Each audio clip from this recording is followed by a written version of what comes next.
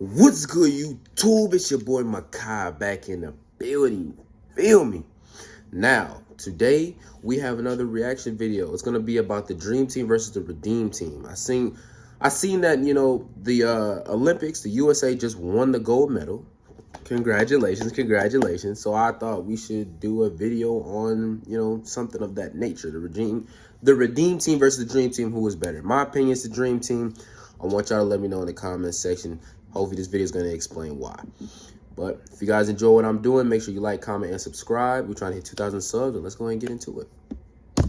The Dream Team and the Redeem Team, the two greatest basketball teams ever assembled.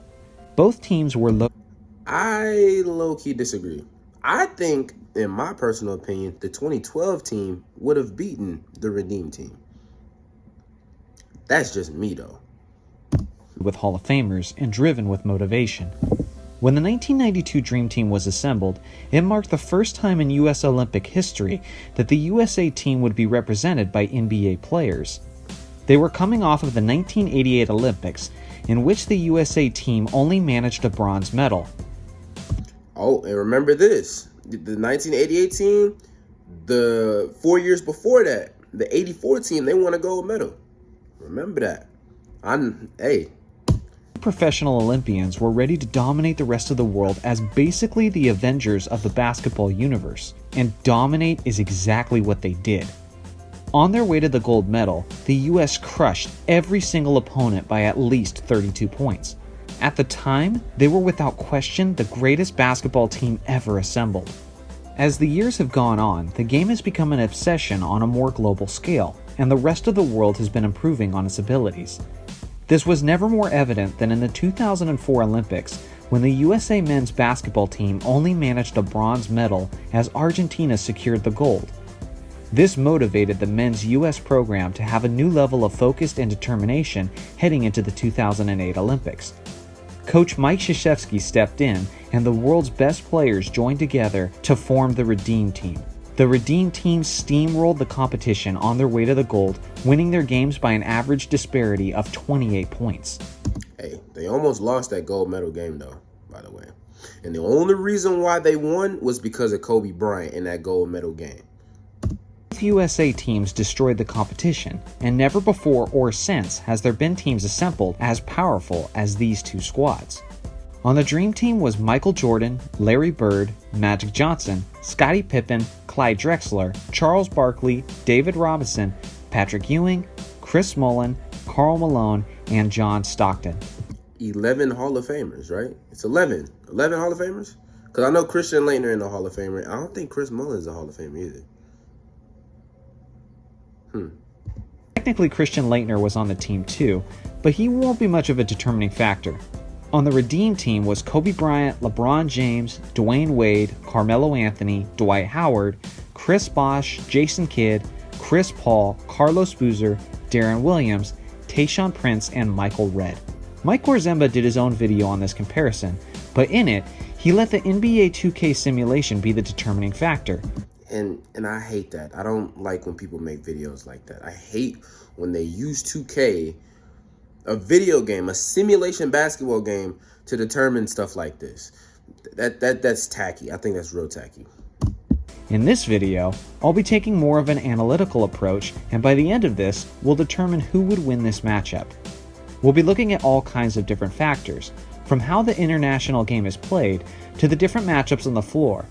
So without any further ado, let's get into it. First off, let's take a look at the talent at the very top of the roster for both teams, starting with the three best players. The Dream Team is obviously loaded with talent and all-time greats, but when you think about the best they have to offer, three players come to mind: Michael, Magic, and Larry.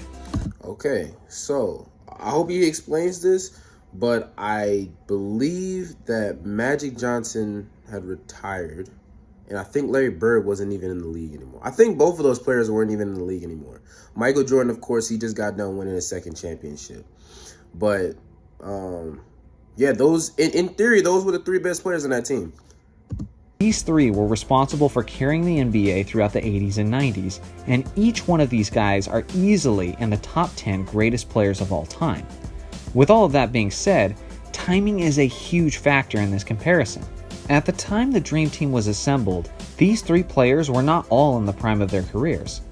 Sure, Michael Jordan was a back-to-back NBA champion. He was arguably the best player on both sides of the ball and was in the middle of building his argument as the greatest player of all time. Not only that, from the conversations that I've had, people were saying in 1992 that Michael Jordan was the greatest player of all time. So that right there, I just put that out the way. Just go to Magic Johnson, Larry Bird. I just want to hear what you got to say about those two players. Magic and Larry, on the other hand, were completely different stories.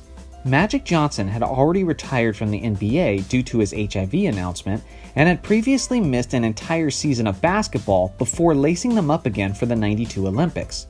Although this Magic Johnson was still solid, this wasn't the prime shape Magic Johnson of the mid-'80s who was winning championships and MVP awards. Larry was in a much worse state. Bird, along with Magic, had also retired from the NBA and was 35 years old at the time, dealing with severe and chronic back problems. You could often find Larry laying courtside to deal with the back pain. He played in very limited minutes throughout the Olympic Games, and the only players he outscored were the two pass-first point guards, Magic Johnson and John Stockton, and of course the college kid, Christian Laettner, who honestly didn't do much of anything for the Dream Team. So essentially you had a prime Michael Jordan, a Magic Johnson a little beyond his years, and a Larry Bird who was a complete shell of what he once was. Now compare that to the three best players of the Redeem Team: Kobe Bryant, LeBron James, and Dwayne Wade. Kobe was at the height of his powers, coming off of an MVP season and a trip to the finals in which he had recently lost to the Boston Celtics. This was one of the most competitively driven and also, this was kind of around the time where Kobe was disliked. Kobe was not pretty much liked at this time. So, I mean, Kobe kind of needed the Redeem Team at that time. I think it's 2008. I know LeBron. That's kind of crazy, though. Dwayne Wade went to the finals in 06. LeBron went in 07. And then Kobe went in 08. That's actually kind of crazy. But I know D-Wade won in 06. LeBron, he lost in the finals in 07. And then Kobe lost in 2008, I believe. Was it like that? No. I thought Kobe won against Orlando in 2008. Lost in 2009 and then won in 2010, right? That's how it was. Let me know if I'm wrong. Motivated version of Kobe the league had seen, and players testified that it showed in his workouts and preparations for those summer games. LeBron was still young and maturing, but athletically speaking, this was the prime of his career. Dwayne Wade was also in his prime and actually led the entire Redeem Team in scoring over the summer games. All three of these legends were in their mid to late 20s, which is a stark contrast from the Dream Team's stars. The greatest and glaring mismatch would be at the small forward position. A quick, strong, and physically primed 24-year-old LeBron James would be a near impossible task for the back injury-laden 35-year-old Larry Bird to handle. Hold on. We just not going to talk about Scottie Pippen? Even though I think LeBron James is a combination of Scottie Pippen and Karl Malone put together. I think he's a combination of those two players as far as the way he plays and his, stuff like that. But just put Scottie Pippen on him. In Larry Bird's prime, he was a good defender, but the 1992 version of Bird was far from his prime form. Larry would be slow defensively during their games and would spend a majority of the match laying on the sideline to deal with the back pain. To put it simply, LeBron would have an absolute feast in this contest whenever Larry was on the floor across from him. Regardless of Jordan's greatness, the edge in this aspect goes to the Redeem Team. As you go deeper into the rosters, you begin to notice an advantage for the Dream Team, and that's the big men. Sure, the Redeem Team has Dwight Howard, who is at the height of his powers as well. He was a top 5 player in the league at this point, and he was an anchor defensively, but with that being said, he doesn't have much help in the paint with only Chris Bosh and Carlos Boozer to back him up, and he'll have the responsibility of containing David Robinson, Patrick Ewing, Karl Malone, and Charles Barkley. That's just too much firepower in the paint and in the post for the Dream Team to not give them an overwhelming advantage in this area. Dwight will do the best he can do to contest shots and handle all that physicality down low, but those Dream Team players are some of the greatest centers and power forwards in NBA history who were accustomed to bullying opponents around with their strength and physicality, and they'll be owning the rebounding battle as well. Speaking of physicality, this is an area where the international game is quite different from the NBA style of play and officiating. Teams are allowed to play a more physical style of basketball in international basketball. The referee... That actually is true, because I remember there was a story back then when we was reacting to the Dream Team video where I forgot who Charles Barkley's matchup was, but he just kept elbowing and elbowing. They wasn't calling it.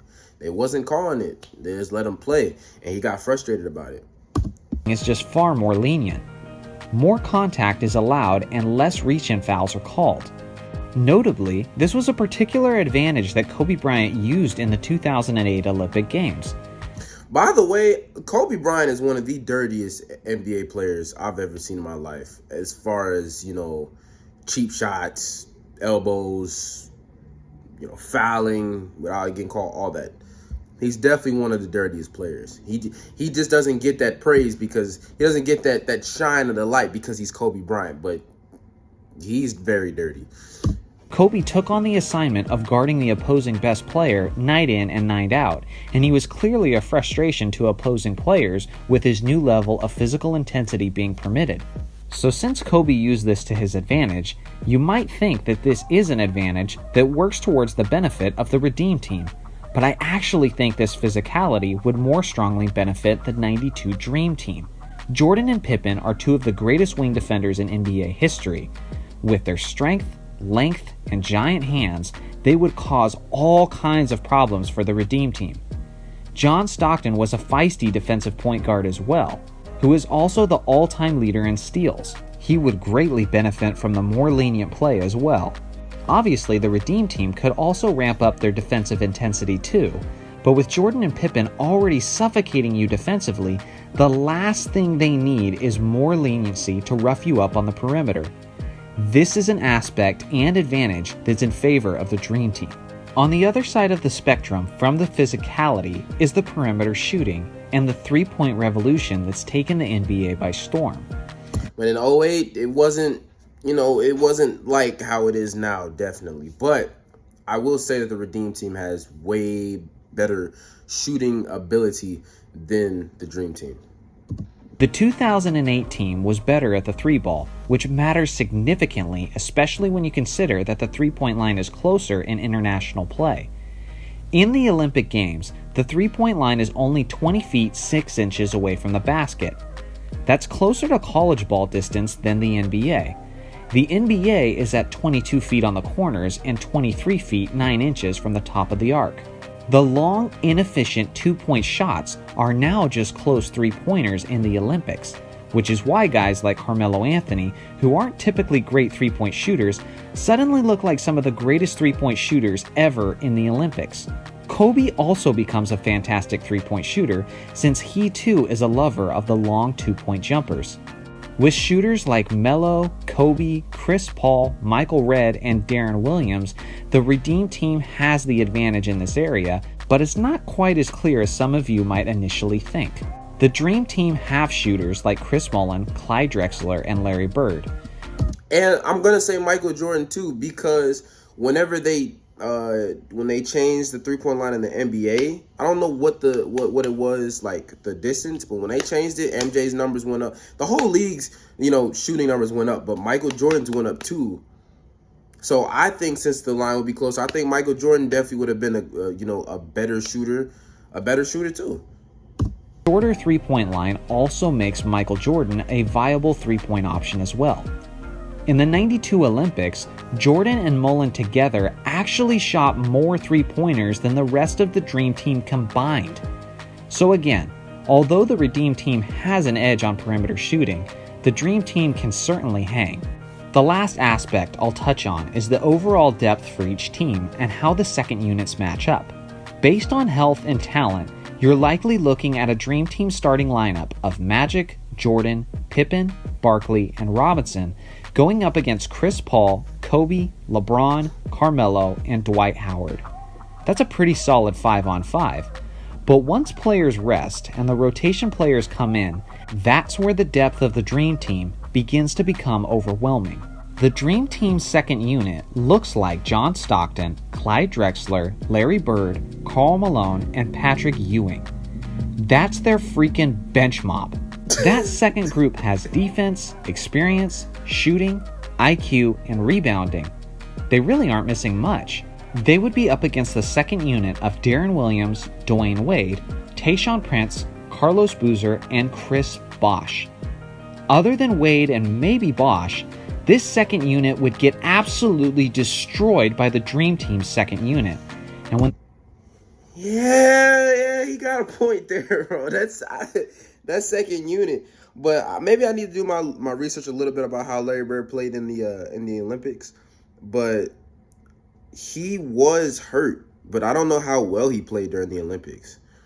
Yeah, I don't know how well he played during the Olympics at all because of his back problems and his injuries. Dream Team starters head to the bench, that's when they would start to fall behind. After you consider the main factors, from the star players, the defense, physicality, shooting, and depth, I would pick the Dream Team's 11 Hall of Famers to prevail over the Redeem Team's 8 future Hall of Famers. In a single game, I'm picking them to win in an 8 to 12 point victory, and in a best of 7, I'm taking the Dream Team in 6. Again, I have my analytical notes, but this is all just speculation in my opinion. Who knows, maybe the Redeem Team would surprise me in this hypothetical situation. Let me know in the comment section who you think would win in a 7-game series and how many games it would take. Thanks for watching as always. I personally think the Dream Team would win though. Like whenever you really look into it, it's overwhelming, you know. But I also want to look at how well, you know, each player's played during the time they were playing, because I know in that gold medal game for the Redeem Team, Kobe Bryant scored 12 points in the fourth quarter. So yeah, I just want to hear what you guys got to say in the comment section. Please make sure you like, comment, and subscribe. And until my next video, man, I'm gonna see you.